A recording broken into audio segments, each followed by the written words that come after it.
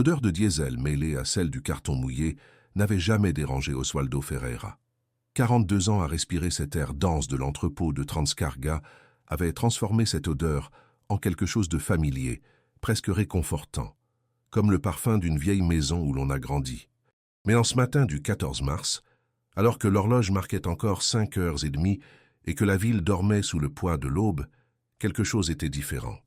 Oswaldo le sentit dans son estomac, dans cette région où les mauvais pressentiments ont l'habitude de s'installer avant de devenir réalité. Il attribua ce tremblement au froid inhabituel de ce matin d'automne, mais au fond, dans cette part de nous qui connaît la vérité avant que l'esprit ne l'accepte, il savait que c'était autre chose. C'était le corps qui anticipait ce que l'âme refusait encore d'admettre, qu'il y a des jours où le monde décide de tester jusqu'où un homme peut rester debout. Les lumières fluorescentes clignotèrent 3 fois avant de s'allumer complètement, projetant leur clarté blanche et cruelle sur les rangées infinies d'étagères métalliques. Oswaldo marcha parmi elles avec la sûreté de quelqu'un qui connaît chaque centimètre de cet espace mieux que ses propres poches. Il vérifia la liste des chargements du jour, 17 camions programmés, 43 tonnes de marchandises à expédier. Il organisa mentalement l'équipe de stock, calcula les horaires, anticipa les problèmes, comme il l'avait toujours fait. Il le faisait depuis ses 26 ans et des bras assez forts pour porter le poids du monde. Oswaldo ne le savait pas encore, en buvant le café réchauffé du thermos qu'Andrea avait préparé la veille, que ce seraient les dernières heures de son invisibilité. Qu'en quelques heures, tout ce qu'il avait construit avec silence et dévouement serait mis à l'épreuve d'une manière qu'aucun homme de bien ne devrait expérimenter, et que l'humiliation à venir ne serait pas seulement un mauvais moment, mais le catalyseur d'une transformation qui changerait sa vie et celle de tous ceux qui l'entouraient de façon que personne ne pouvait prévoir. Oswaldo salua chacun par son nom. Ils étaient 17 au total, certains là depuis aussi longtemps que lui, d'autres des nouveaux venus, amenés par la nécessité d'un emploi en ces temps difficiles. Il y avait Seu Benedito, presque 70 ans, dont la fille était en traitement pour la leucémie. Julio, le plus jeune, père de jumeaux nés prématurés et luttant encore pour prendre du poids.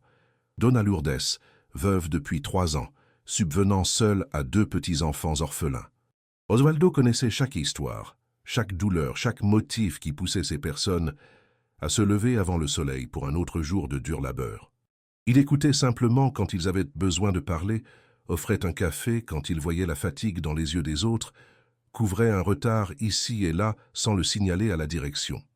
Non par attente de gratitude, mais parce qu'il comprenait profondément ce que signifiait porter des fardeaux invisibles, parce que lui-même portait les siens depuis assez longtemps pour reconnaître le poids sur les épaules d'une autre personne. La matinée s'écoula avec l'efficacité mécanique d'une routine établie depuis des décennies. Les caisses furent vérifiées, les chargements organisés, les chauffeurs routiers servis. Oswaldo se déplaçait dans l'entrepôt avec cette économie de gestes qui ne vient qu'avec l'expérience absolue. Rien de superflu tout en temps voulu, chaque mouvement calculé pour économiser de l'énergie au cours d'une journée qu'il savait longue. Vionfo, le puissant moteur de l'Audi noir de Rodrigo Tavares, ronronnant sur le parking, tel un animal prédateur annonçant son arrivée. Ce son l'avait toujours incommodé, non par l'ostentation de la voiture elle-même, mais par ce qu'il représentait, la distance abyssale entre celui qui conduisait cette machine allemande de 500 000 raies et celui qui attendait 1h30 dans le bus bondé pour se rendre au travail. Rodrigo Tavares entra dans l'entrepôt avec la posture de celui qui pénètre en territoire conquis. À 38 ans, il portait un costume gris qui coûtait probablement plus que le salaire mensuel d'Oswaldo. Ses chaussures italiennes brillaient même sous la lumière crue des néons. Derrière lui, 2 hommes tout aussi bien habillés marchaient avec la prudence de ceux qui ne sont pas habitués à fouler un sol industriel, comme si l'environnement pouvait d'une manière ou d'une autre tacher leurs vêtements coûteux par la simple proximité. Oswaldo reconnut ce qu'ils étaient sans avoir besoin de présentation. Des investisseurs.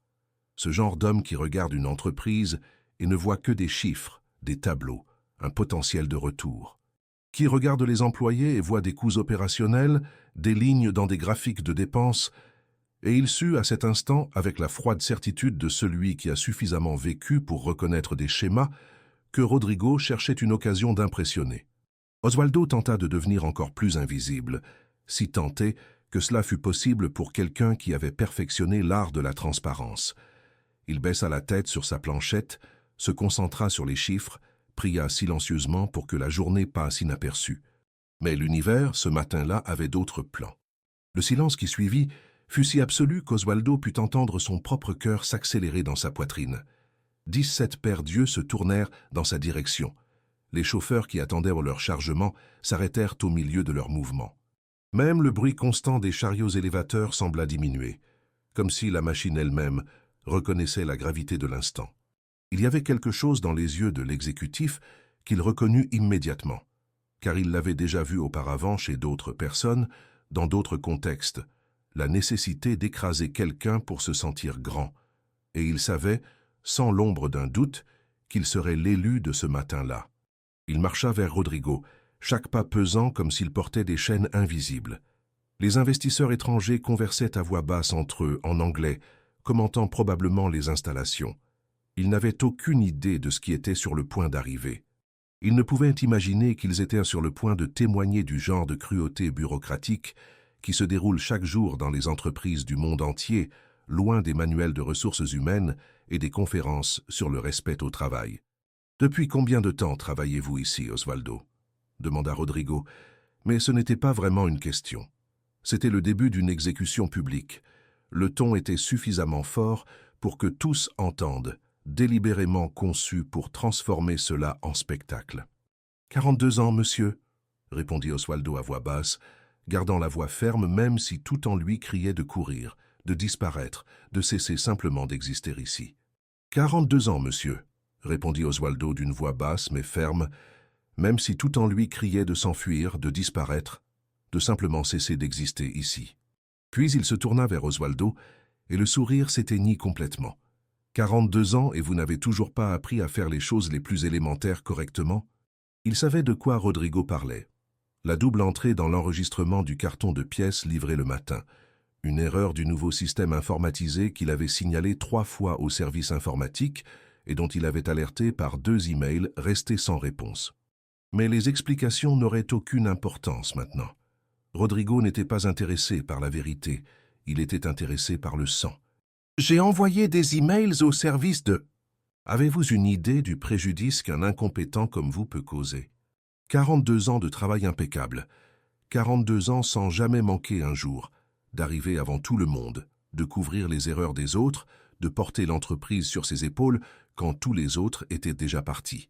Et maintenant, il était incompétent. « Monsieur, si vous vérifiez les registres... » Oswaldo tenta de garder sa dignité, tenta de s'accrocher à ce qu'il lui restait d'estime de soi comme un naufragé s'accroche aux débris. Oswaldo vit Donna Lourdes reculer d'un pas, effrayé. Il vit Julio baisser les yeux, incapable d'assister à cela. Il vit ce Benedito serrer les poings, impuissant. « Vous êtes un numéro sur la feuille de paie, un fardeau que cette entreprise supporte. Et je suis fatigué, vous m'entendez bien? Fatigué de traîner des boulets. » Ce n'était pas de la colère, pas encore. C'était quelque chose de pire. C'était la sensation de disparaître même en étant là, debout, respirant, saignant à l'intérieur. « Si ce n'était les maudites lois du travail de ce pays arriéré, » continua Rodrigo, se tournant de nouveau vers les investisseurs comme s'il donnait une leçon sur la gestion efficace, « vous seriez déjà à la rue depuis longtemps.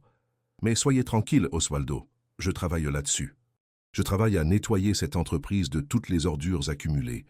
Et que, devant des investisseurs étrangers qui ne comprenaient pas le portugais mais comprenaient parfaitement le langage universel de l'humiliation. » Les yeux d'Oswaldo parcoururent lentement les visages autour de lui et ne trouvèrent que de la honte. Non pas pour lui, mais pour eux-mêmes, par leur propre lâcheté, par leur incapacité à dire un mot, à faire un pas en avant, à simplement reconnaître l'injustice à laquelle ils venaient d'assister. Honte, non pas pour lui mais pour eux-mêmes, pour leur propre lâcheté, pour leur incapacité à dire un mot, à faire un pas en avant, à simplement reconnaître l'injustice dont ils venaient d'être témoins. Non pas qu'il fût à court de mots, mais parce qu'il savait que tout ce qu'il dirait serait retenu contre lui. Alors, il se contenta d'acquiescer, baissa la tête et retourna à son poste. Ses mains tremblaient quand il saisit la planchette. Elles tremblaient tant que les chiffres sur la page dansaient devant ses yeux embués. Car son esprit était loin, prisonnier d'une boucle infinie répétant ces mots. Tu n'es personne. Une phrase simple, 5 mots seulement, mais qui avait le pouvoir d'anéantir 42 ans d'une existence dédiée. Quand l'horloge sonna 6 heures du soir et que le service se termina enfin, Oswaldo signa la feuille de présence avec des mains qui tremblaient encore. Il enfila son manteau râpé, prit la gamelle vide qu'Andrea avait préparée la veille au soir et se dirigea vers la sortie. Personne ne le salua. Personne ne lui dit bonne nuit. C'était comme si l'humiliation avait rendu son invisibilité complète, absolue, définitive. Oswaldo resta debout pendant toute l'heure et demie de trajet, se tenant à la barre d'appui, regardant par la fenêtre sans rien voir réellement. Les lumières de la ville scintillaient dehors, indifférentes à sa souffrance. Le monde continuait de tourner comme si rien ne s'était passé. Comme si un homme n'avait pas été brisé publiquement ce matin-là. L'odeur de poulet rôti emplissait le petit appartement de 2 pièces à Villa Mariana. Un arôme qui, n'importe quel autre jour, aurait été réconfortant, mais qui ce soir-là ne faisait qu'accentuer le nœud dans son estomac. « Salut, papa », dit-elle en souriant, essuyant ses mains sur le tablier fleuri qui avait appartenu à Célia. 35 ans, belle malgré la fatigue que l'enseignement imprime à ceux qui choisissent d'enseigner dans les écoles publiques. Jamais mariée, jamais partie de la maison, elle s'était dédiée à prendre soin de ses parents comme si c'était sa mission divine. Comment s'est passée ta journée? D'ordures? De fardeaux? Comment détruire l'image qu'elle avait de lui comme d'un homme digne, travailleur, respectable? Et Andrea le savait. Elle pouvait lire dans les yeux de son père toute une vie de douleur inexprimée. Mais elle connaissait aussi ses limites. Elle savait quand insister et quand laisser le silence faire son travail de cicatrisation temporaire. Ils dînèrent en silence, chacun perdu dans ses propres pensées. Oswaldo poussait la nourriture dans son assiette sans vraiment manger, l'estomac noué par l'angoisse. Chaque bouchée était un effort, chaque morceau de viande mâché avec difficulté, descendant dans sa gorge comme du verre pilé. Après le dîner, Oswaldo s'enferma dans sa chambre. Il s'assit au bord du lit, ce même lit où Célia avait dormi à ses côtés pendant 40 ans, où elle était morte en lui tenant la main, murmurant qu'il était l'amour de sa vie, et il permit finalement aux larmes de venir. Son lit où Célia avait dormi à ses côtés pendant 40 ans, où elle était morte en lui tenant la main, en murmurant qu'il était l'amour de sa vie, et il laissa finalement les larmes couler. Sans un bruit, seulement des tremblements dans les épaules et des larmes chaudes roulant sur son visage vieilli. Il pleura pour lui-même, pour l'humiliation. Il pleura pour Célia, qui n'était plus là pour lui dire que tout irait bien. Il pleura pour Andrea, qui méritait un père plus fort. Il pleura pour toutes ces années d'invisibilité qu'il avait acceptées comme sa destinée naturelle. Où il rangeait les documents importants, certificats, livrets de travail, quelques vieilles photos, et, caché au fond, sous le tout, une enveloppe Kraft qui était arrivée 3 mois plus tôt. Il avait tellement regardé cette enveloppe au cours des dernières semaines qu'il en connaissait chaque détail par cœur. L'entête dorée du cabinet d'avocats Mendes & Associados de Ribeirão Preto, le cachet de la lettre recommandée, le poids des feuilles à l'intérieur, promettant quelque chose qu'il n'avait pas encore le courage d'accepter pleinement comme réel. Il se leva, ouvrit le tiroir d'une main qui ne tremblait plus. La douleur s'était solidifiée en quelque chose de plus dense, de plus dangereux, et il prit l'enveloppe. Il se rassit sur le lit et en sortit les documents qu'il avait déjà lus des dizaines de fois mais qui maintenant semblaient différents, plus réels, plus urgents. Le testament, authentifié par un notaire. La liste des biens. Et à la dernière page, l'inventaire des actions, 51% de Transcarga Ferreira NCA, d'une valeur estimée à 23 millions de réaux. Oswaldo laissa le chiffre résonner dans son esprit, essayant de donner un sens à ce montant absurde. Lui qui comptait les centimes pour joindre les 2 bouts du mois. Lui qui portait la même paire de chaussures depuis 3 ans parce qu'il n'avait pas l'argent d'en acheter une autre. Lui qu'on avait traité de poids mort ce matin-là, était propriétaire de 51% de l'entreprise qui l'humiliait. Il n'en avait pas parlé à Andrea, de peur que ce ne soit une erreur, un cruel piège du destin. Il n'avait pas contacté les avocats au-delà des appels formels parce qu'il ne parvenait pas à croire que tout cela lui appartenait réellement. Il avait continué à se lever à 5 heures du matin, à enfiler sa combinaison usée, à transporter des cartons, à être invisible. Après avoir entendu « Você não é ninguém », « Tu n'es personne », résonner dans l'entrepôt devant 17 personnes qu'il avait aidées d'innombrables fois, après avoir été traité de déchets, de poids mort, d'incompétent. Après avoir ressenti cette douleur que seul celui qui a été humilié publiquement connaît, la douleur de voir son humanité niée devant des témoins. Ce n'était pas de la vengeance, du moins pas du genre mesquin et destructeur. C'était quelque chose de plus profond, de plus nécessaire. C'était le besoin viscéral de prouver, non pas à Rodrigo, non pas à ses collègues, mais à lui-même, que sa vie avait un sens. Que 42 ans de travail honnête valaient quelque chose. Qu'il n'était et n'avait jamais été personne. À la cinquième, une voix féminine répondit. Un instant, monsieur Ferreira. Mais il y avait quelque chose de nouveau dans ses yeux. Une lueur qui n'était pas là le matin. L'étincelle de celui qui avait enfin décidé de cesser d'être invisible. Tout va bien. Lors de la prochaine réunion du conseil d'administration, Osvaldo regarda les documents éparpillés sur le lit, vers le certificat de décès de l'oncle qu'il n'avait jamais connu, mais qui, d'une certaine manière, s'était souvenu de lui, vers les papiers qui transformaient des décennies d'invisibilité en un pouvoir réel, tangible, incontestable. « Demain, dit-il, et pour la première fois depuis longtemps, il s'autorisa un sourire. « Je veux commencer demain matin. » Osvaldo dormit à peine, son corps cédant finalement à la fatigue vers 4 heures du matin, seulement pour se réveiller en sursaut 1 heure plus tard avec le réveil. Mais pour la première fois depuis des mois, peut-être des années, il ne sentit pas le poids familier de l'obligation lorsque ses pieds touchèrent le sol froid de la chambre. Il sentit quelque chose de différent, quelque chose qui ressemblait dangereusement à un but. Andrea était déjà dans la cuisine quand il sortit de la chambre. Elle préparait le café avec les mouvements automatiques de quelqu'un qui répète le même rituel chaque matin, mais elle s'arrêta en voyant son père. Il y avait quelque chose de différent chez lui, dans sa posture peut-être, dans la façon dont il tenait ses épaules plus droites, ou peut-être n'était-ce que cette lueur étrange dans ses yeux, comme si quelque chose qui avait été éteint depuis longtemps s'était enfin rallumé. Demanda-t-elle, avec cette inquiétude maternelle qu'elle avait développée depuis le départ de sa mère. « J'ai une réunion aujourd'hui. Je vais arriver un peu plus tard au travail, à propos de documents que je dois signer. » Il fallait qu'il soit sûr que c'était réel, que ce n'était pas un rêve cruel dont il se réveillerait encore plus dévasté. Il devait s'assurer que c'était réel, que ce n'était pas un rêve cruel dont il se réveillerait encore plus dévasté. À 7 heures du matin, Osvaldo était assis à la réception du cabinet Mendes & Associés, une salle élégante aux murs de verre, au 12e étage d'un immeuble commercial sur l'Avenida Paulista.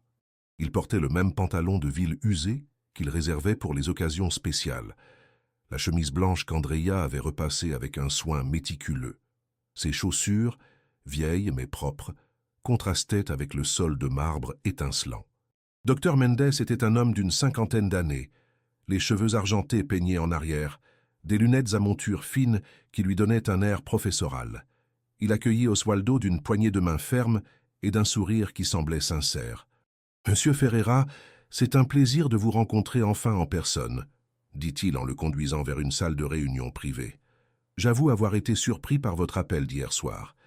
Ces 3 derniers mois, j'ai eu l'impression que vous hésitiez à accepter l'héritage. » Osvaldo s'assit dans le fauteuil en cuir souple, se sentant déplacé dans cet environnement de luxe corporatif. Un oncle dont j'ignorais même l'existence, un héritage qui semble trop important pour être réel. Votre oncle Geraldo était un homme fascinant. Il a quitté la famille jeune dans les années 60 et a bâti une fortune grâce à des investissements immobiliers et commerciaux. Il ne s'est jamais marié, n'a jamais eu d'enfant. Et il n'a jamais oublié le neveu dont sa sœur, votre mère, avait mentionné le nom dans l'une des dernières lettres qu'ils avaient échangées avant de perdre contact.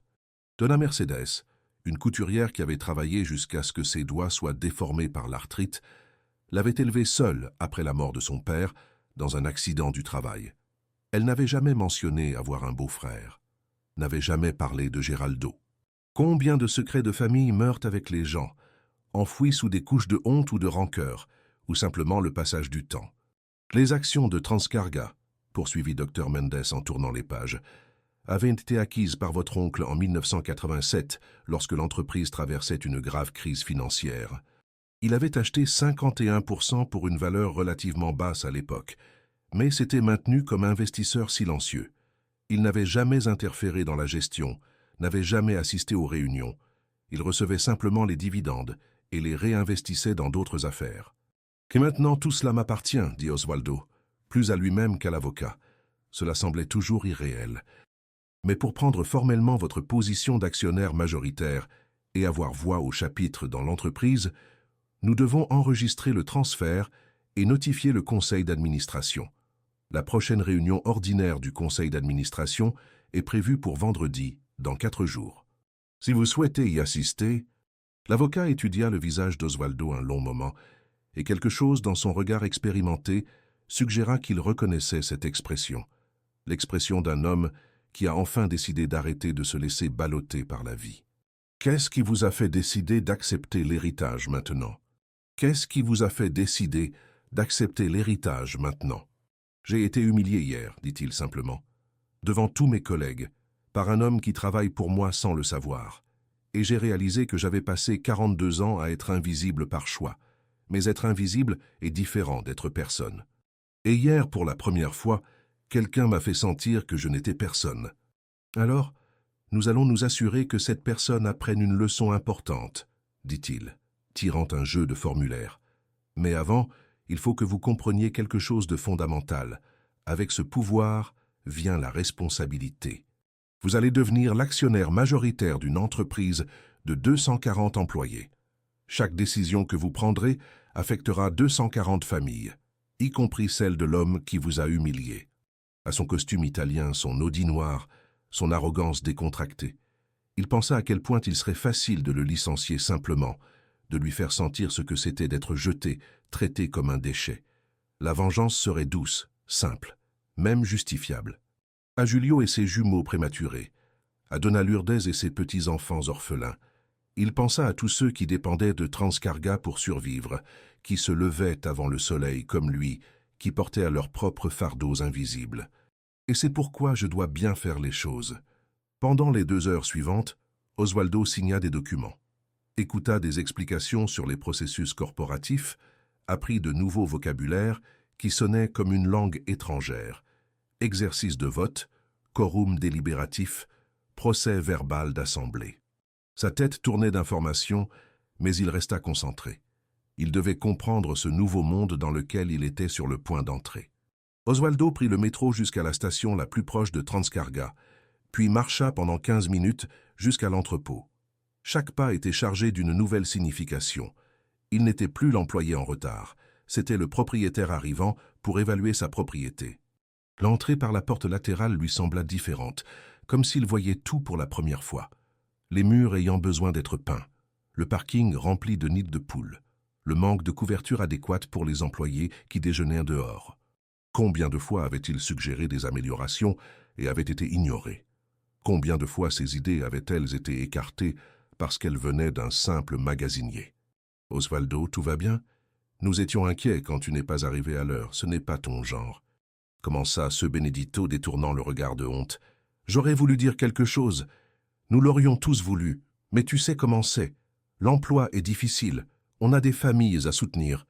Chacun fait ce qu'il peut avec ce qu'il a. » Mais en disant cela, il observait les visages autour de lui. Julio portant difficilement une lourde boîte parce que le chariot élévateur était en panne depuis 3 semaines et que personne n'avait autorisé la réparation.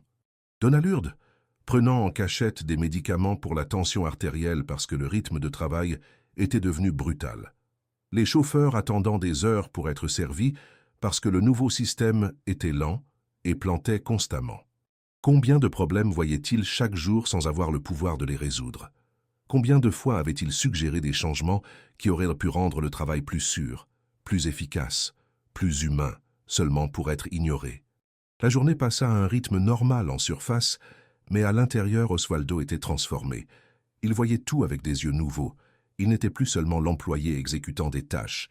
Il était le propriétaire évaluant la gestion de son entreprise. Et ce qu'il voyait n'était rien d'agréable. Rodrigo apparut vers 15 heures, sortant de son bureau l'air pressé. Il ne regarda même pas Osvaldo. Après tout, pourquoi l'aurait-il fait? Pour lui, Osvaldo n'était qu'un meuble, aussi pertinent que les étagères métalliques ou les boîtes empilées. Il observa comment il parlait en criant au téléphone de réduire les coûts et de maximiser les profits. Il observa comment il traitait la secrétaire, une jeune femme qui tremblait chaque fois qu'elle devait apporter des documents à signer. Il observa comment il marchait dans l'entrepôt, comme si le sol était trop sale pour ses chaussures italiennes. Qui confondait pouvoir et brutalité, leadership et domination. Il ne savait pas que la réunion du conseil d'administration qui approchait serait vue par des personnes qui ne s'attendaient absolument pas à le voir là. Il ne savait pas que chaque seconde jusqu'à ce moment était un compte à rebours vers une explosion silencieuse qui allait réorganiser complètement l'équilibre des pouvoirs à cet endroit. Un secret gigantesque qui pulsait en lui comme un second cœur, pompant de l'adrénaline chaque fois qu'il regardait Rodrigo ou ses collègues qui n'avaient aucune idée du tremblement de terre sur le point de se produire. Pendant le dîner du mercredi, elle demanda finalement. Il devait se prouver à lui-même que c'était réel. Andrea étudia le visage de son père avec ce regard qui parvenait à lire des couches entières d'émotions non dites. Alors elle hocha la tête, lui serrant à nouveau sa main calleuse. Andrea étudia le visage de son père avec ce regard qui parvenait à lire des couches entières d'émotions inexprimées. Puis elle hocha la tête, lui serrant la main calleuse en retour. Il demanda à Andrea de l'aider à choisir ses vêtements. Non pas sa salopette de travail, mais le pantalon de ville, la chemise blanche, le blazer marron qui avait appartenu à son grand-père et qu'il gardait au fond de l'armoire pour des occasions qui n'arrivaient jamais. Elle ne demanda pas pourquoi. Elle repassa simplement les vêtements avec soin, pressentant que quelque chose d'important allait se produire. Monsieur Benedito lui demanda s'il allait à un enterrement. Oswaldo sourit et dit que c'était quelque chose de similaire, mais il ne précisa pas ce qui, exactement, était en train d'être enterré. Comment il entrerait dans la salle de réunion? Comment il se présenterait? Devrait-il être dramatique ou simplement direct? Devrait-il affronter Rodrigo publiquement, lui faire ressentir la même humiliation? Ou serait-il préférable de prendre le contrôle avec dignité, prouvant qu'un vrai pouvoir n'a pas besoin de spectacle? La réunion commence à 10 heures. Je vous retrouverai dans le hall du bâtiment administratif à 9h45 et nous monterons ensemble. Le conseil d'administration a déjà été informé du transfert d'actions, mais nous n'avons pas communiqué l'identité du nouvel actionnaire majoritaire. Ce sera une surprise. Il se coucha tôt mais ne dormit pas. Il fixa le plafond, écoutant les sons de la ville dehors, pensant à Célia et à la façon dont elle aurait réagi. Elle avait toujours été la plus forte des deux. C'était toujours elle qui prenait les décisions difficiles. Que dirait-elle maintenant? Montre-leur qui tu es, Oswaldo. J'ai toujours su que tu étais spécial. Il se leva, prit une longue douche, se rasa avec soin. Il enfila les vêtements qu'Andrea avait préparés. Il se regarda dans le miroir et vit un étranger lui rendre son regard. Un homme qui paraissait plus grand, plus ferme, plus présent que le reflet qu'il avait l'habitude de voir. Andrea était déjà dans la cuisine, préparant un petit déjeuner plus élaboré que d'habitude. Du pain grillé, des œufs brouillés, du jus d'orange naturel. Elle savait que quelque chose d'important allait se produire, même sans savoir exactement quoi. Quoi qu'il arrive aujourd'hui, sache que je suis fier de toi. Je l'ai toujours été. À 9 heures, Oswaldo ne se rendit pas à l'entrepôt. Il se dirigea directement vers le bâtiment administratif de Transcarga, une construction de 5 étages à côté du complexe logistique. Il n'y était jamais entré auparavant. C'était le territoire exclusif de la haute direction, des bureaux avec moquette et climatisation, des salles de réunion aux murs de verre, demanda l'avocat. Il pensa à 42 ans d'invisibilité, à des décennies de levée avant le soleil, aux fois où il fut ignoré, négligé, traité comme s'il n'existait pas. La voix de Rodrigo résonnant dans l'entrepôt. « Tu n'es personne ». Ils montèrent au 5e étage dans un ascenseur silencieux. Oswaldo entendait son cœur battre, sentant la sueur froide perler sur ses paumes. Les couloirs étaient élégants, aux murs clairs et aux tableaux abstraits, valant sans doute plus que son salaire annuel. La salle de réunion était au bout du couloir. Maître Mendes s'arrêta devant la porte, se tournant vers Oswaldo. La salle était vaste, dominée par une grande table de réunion en bois sombre, pouvant facilement accueillir 20 personnes. D'énormes fenêtres offraient une vue sur la ville. Autour de la table, 8 hommes et 2 femmes se tournèrent simultanément vers l'entrée. Oswaldo reconnut des visages vus sur des photos dans les couloirs. Directeur, cadre supérieur, au bout de la table, sur une chaise digne d'un trône, Rodrigo Tavares. Son visage traversa une rapide succession d'émotions. Surprise, confusion, puis un esquisse de sourire cruel. « Qu'est-ce que diable » commença Rodrigo à moitié rieur. Osvaldo, que fais-tu ici? Tu t'es perdu? L'entrepôt est de l'autre côté. Maître Mendes et l'avocate entrèrent, refermant la porte d'un clic définitif. Nous représentons M. Osvaldo Ferreira, le nouvel actionnaire majoritaire de Transcarga Ferreira NCA, avec 51% des actions ordinaires. Rodrigo Tavares, qui souriait avec supériorité quelques secondes plus tôt, pâlit comme si tout le sang s'était vidé de son visage d'un seul coup. Nous avons ici, Maître Carolina ouvrit sa mallette en sortant une chemise, tous les certificats, inventaires et documents légaux dûment notariés et enregistrés au registre du commerce. Monsieur Ferreira a hérité des actions de son oncle, Geraldo Ferreira, décédé il y a 4 mois. Tout est absolument légal et irrévocable. Il voyait les visages étudier les papiers, lire ligne par ligne, la réalité s'installant comme de la glace dans les veines. 42 ans, répondit Osvaldo, surpris par la fermeté de sa voix. Je suis magasinier, ou l'étais. Je suis maintenant l'actionnaire majoritaire. Cela ne change rien, dit-il, mais sa voix était faible, désespérée. Le conseil d'administration a toujours le pouvoir de gestion, toujours. Le conseil d'administration a toujours un pouvoir de gestion, toujours, y compris, s'il le souhaite, la destitution et la nomination des membres du conseil exécutif. Il vit la panique remplacer l'arrogance, le désespoir prendre la place de la supériorité, et quelque part au plus profond, dans une partie sombre de lui-même, Osvaldo sentit un éclair de satisfaction. Il se souvint de M. Benedito, de Giulio et de Mme Lourdes. Il se souvint de l'homme qu'il avait toujours essayé d'être, même quand personne ne regardait. « Je ne suis pas venu ici, dit finalement Osvaldo, et sa voix remplit la pièce d'une autorité tranquille qui le surprit lui-même, pour tout détruire. Je suis venu pour réparer. Pendant 42 ans, j'ai travaillé dans cette entreprise. Je l'ai vu grandir. Je l'ai vu changer. Et ces dernières années, je l'ai vu perdre quelque chose de fondamental. J'ai vu des gens bons, travailleurs, honnêtes, être humiliés parce que quelqu'un avait décidé que l'empathie était une faiblesse et la cruauté une gestion efficace. Devant tous mes collègues, par un homme qui n'a aucune idée de ce que signifie construire quelque chose de ses propres mains, qui n'a jamais porté rien de plus lourd qu'un stylo Mont-Blanc. Osvaldo continue. Je veux un programme d'amélioration des conditions de travail. Je veux des équipements de sécurité adéquats. Je veux du respect. Et il sentit quelque chose à quoi il ne s'attendait pas, de la compassion.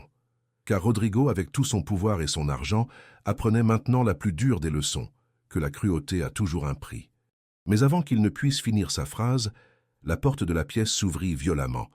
Andrea entra comme un ouragan, le visage rouge d'avoir monté les escaliers en courant, portant encore son tablier d'école par-dessus ses vêtements. Monsieur Benedito apparut juste derrière, hors d'haleine, essayant d'expliquer. Andrea s'arrêta au milieu de la pièce, les yeux écarquillés parcourant l'environnement, les documents éparpillés sur la table, son père en costume à la tête de cette réunion impossible. Monsieur Benedito m'a appelé. Il a dit que tu étais ici, dans cette pièce, et qu'il y avait des documents, que tu étais... Elle ne put terminer. Qu'est-ce qui se passe? 10 pères Dieu alternaient entre lui et sa fille. Rodrigo profita de la confusion pour tenter de récupérer un peu de contrôle. Rodrigo profita de la confusion pour tenter de reprendre le contrôle. Puis, plus doucement, se tournant vers sa fille, « Andrea, entre, ferme la porte, tu mérites d'entendre ça. » Osvaldo inspira profondément. Ce n'était pas ainsi qu'il l'avait prévu. Il voulait rentrer à la maison, s'asseoir avec elle dans la cuisine, tout expliquer calmement. Mais peut-être que c'était mieux ainsi. Peut-être que certaines vérités avaient besoin de témoins pour devenir réelles. « Il y a 3 mois, commença-t-il, sa voix emplissant la pièce, j'ai reçu une lettre. Du cabinet du docteur Mendes, ici présent.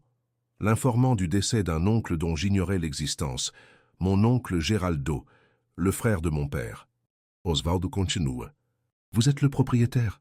murmura Andrea, comme si les mots étaient trop lourds pour être prononcés à voix normale. J'ai continué à me lever à 5 heures du matin, enfilant mon bleu de travail portant des cartons, parce que je n'arrivais pas à y croire, parce que j'avais peur que ce soit une erreur, parce que...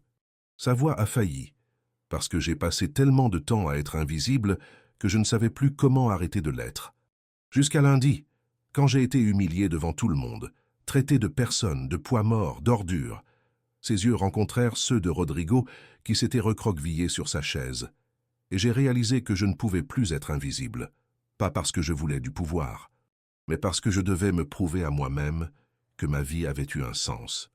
J'avais besoin de savoir si je continuerais à être ton père ou si je deviendrais quelqu'un d'autre complètement.